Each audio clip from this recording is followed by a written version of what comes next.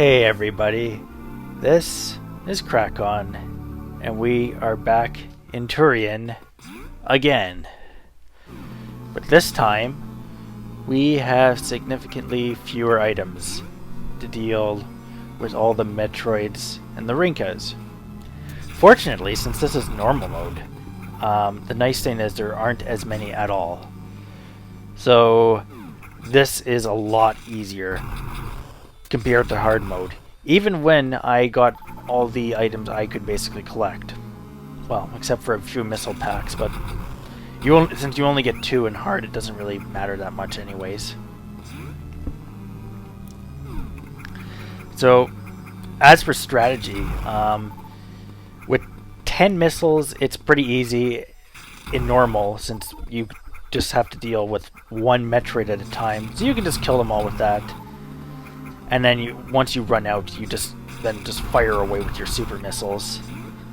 And then you can just completely live off refills from there.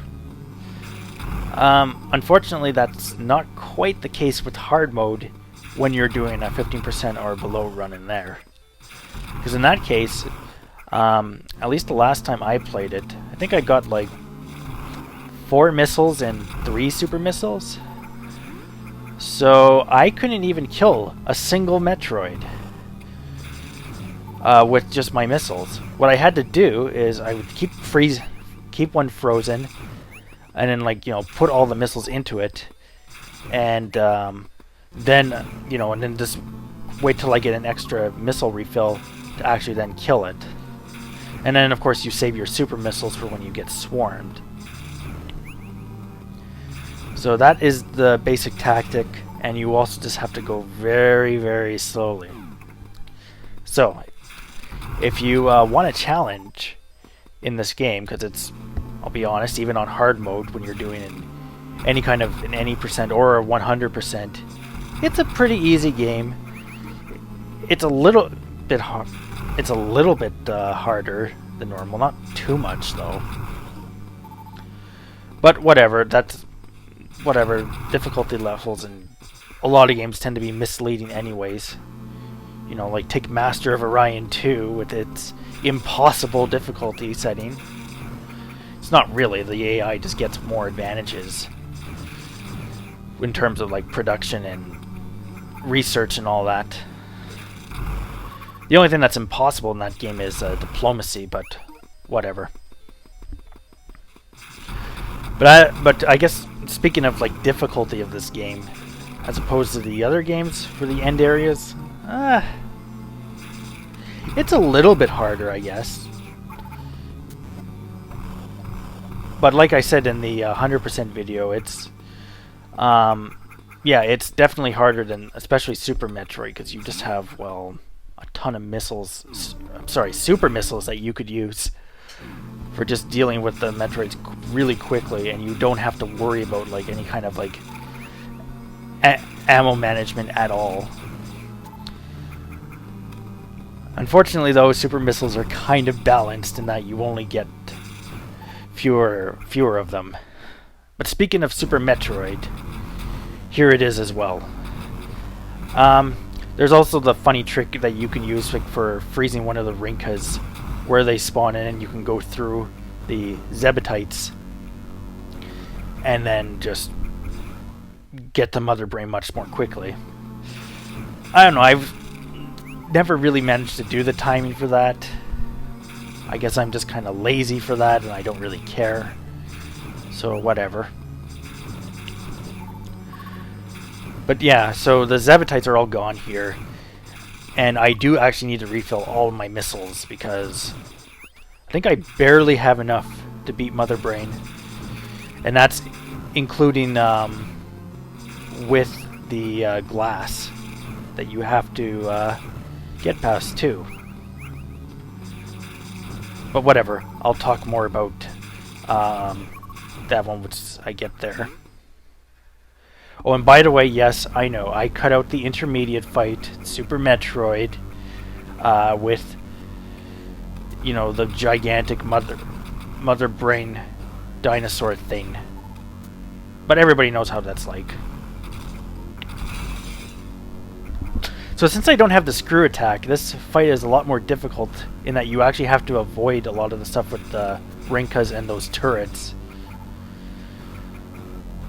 And also I use the tactic of firing as many missiles then finishing off with a super missile. Normal it only requires 5. Well, not only, but it's 5. But on hard mode you actually only get 3. So that's why I was doing it in the other video. Oh, and don't... Oh yeah, as for that Kamehameha thing, don't get hit by that. Because for here, I think that would probably kill me in 2 hits. And that can hit you 2 to 3 times, so really watch out for that. And also if you go below, like the... Like there's a kind of an invisible boundary between the platforms, so if you go underneath or above them, then she'll fire it as well. So you watch out for that too. So here's the escape. Since you don't have the high jump boots, I hope you're good at wall jumping, because you're going to need to do that for here as well. Because some of the platforms, at least on the rightmost side, you cannot reach with just a regular jump, so you do need to actually wall jump up to them.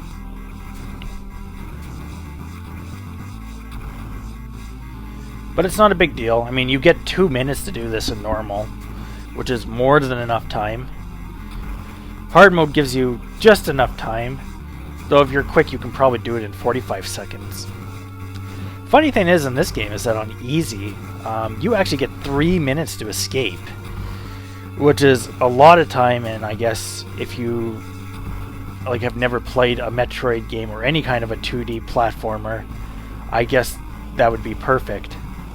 However, there is a very fun alternate route to the ship that you could take as well. And by the way, I think you can just single wall jump up there. You don't need to do the bomb jump for the second ledge. But whatever, that's that. We have escaped Zebes once again.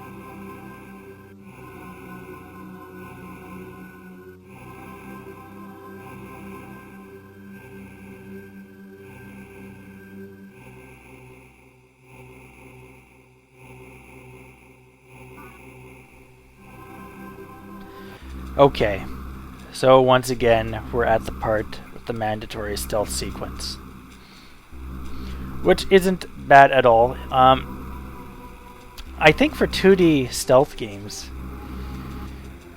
or even sections of them, this is the only 2D side-scrolling one I'm aware of. Though I think there might be others, because even the original Metal Gear games, those were like top-down. So still 2D that is, but it doesn't really, it's not side-scrolling, so whatever.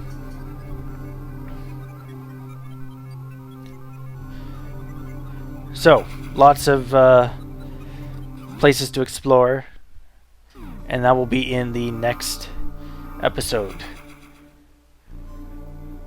wherein possibly I will get through this completely unseen.